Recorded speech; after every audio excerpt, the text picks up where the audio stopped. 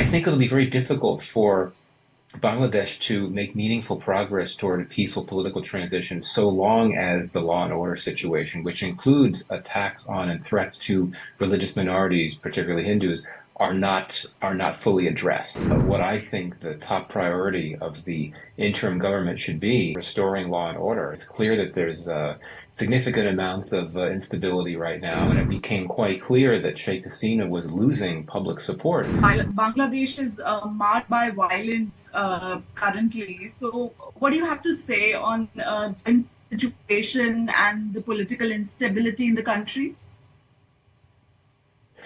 Well, it certainly is a very troubling situation. And, whenever I'm asked what I think the top priority of the interim government should be, I say and continue to believe that it's restoring law and order. It's clear that there's significant amounts of instability right now, and I think it's still unclear what the scale of that violence is. But I think that it's going to be very difficult to make meaningful efforts to affect a peaceful political transition until the violence and the unrest subsides. And I think that there needs to be a lot more work, a lot more investigation as to exactly what is going on, particularly in terms of the scale. But I and so many others are, of course, very concerned about this current level of violence and unrest. I mean, there are indications, I think, that it has gone down in recent days, but with the police not having a major presence on the ground and with the army seemingly reluctant to play that role of trying to impose law and order, there's a vacuum, there's a security vacuum that I think that violent actors will and have taken advantage of. And this is certainly very concerning. What could be the possible reason for the collapse of Sheikh Hasina's government? What are your views on that? Well, I mean, it's very clear that you had a mass movement that got larger and angrier and, quite frankly, more violent. And what had been, quite frankly, originally a peaceful protest became something very different when Sheikh Hasina's security forces cracked down very hard on protesters. This is what led to the mass movement that came. And when it became quite clear that Sheikh Hasina was losing public support, she continued to have her security forces crack down, which only made people angrier. And then, clearly what happened is, in the day before she resigned, the army essentially declined to implement the lockdown order that she had given. And the army chief told her that, which I think was really a way of signifying that the army was withdrawing its support for Sheikh Hasina. And then after that, I think it simply became untenable from her perspective to stay in the country and continue to serve in that role, particularly with large numbers of protesters moving closer to her residence in Dhaka. And as I understand it, it was actually her son that told her that it was time to leave. Now, there's been confusion about whether she actually did mean to resign. I mean, she did resign. She left the country, but of course her son is saying that she may not have resigned.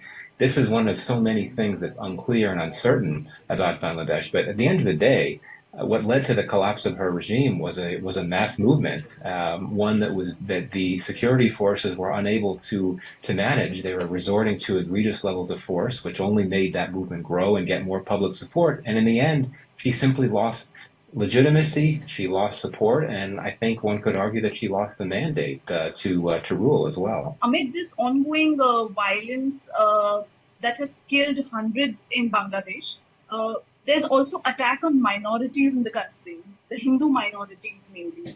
So, what are your comments? What are your views on that? Like the happenings over there?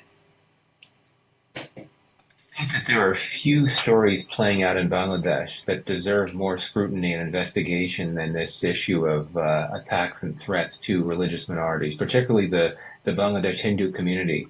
And I say that because we know there have been documented cases of members of the Hindu community being attacked or threatened. I myself have spoken to friends and contacts in Bangladesh that have told me this. And yesterday, on Friday in Dhaka, there was a large protest in which you had people calling for more attention to and protection for the Hindu community. But there has been a lot of misinformation as well, and this has been documented. Credible fact checkers have indicated that many of these reports are actually not true. but clearly something is happening. And the problem with misinformation is that it can distract from the fact that there really are bad things happening. So even if there's fake news about what is happening to religious minorities in Bangladesh, we know there are confirmed incidents of attacks and threats, and it's important that misinformation not get in the way of that. But it's remarkable that with all the media looking into this story in Bangladesh, we still don't have a sense as to what really is going on with the scale of the problem and so forth. So I really hope that the Bangladesh media and other foreign media on the ground will continue to look into this. Hopefully, we'll have more information. But I underscore something that I said earlier that I think it'll be very difficult for Bangladesh to make meaningful progress toward a peaceful political transition so long as the law and order situation, which includes attacks on and threats to religious minorities, particularly Hindus, are not fully addressed. I think that's a really important point that I would want to make.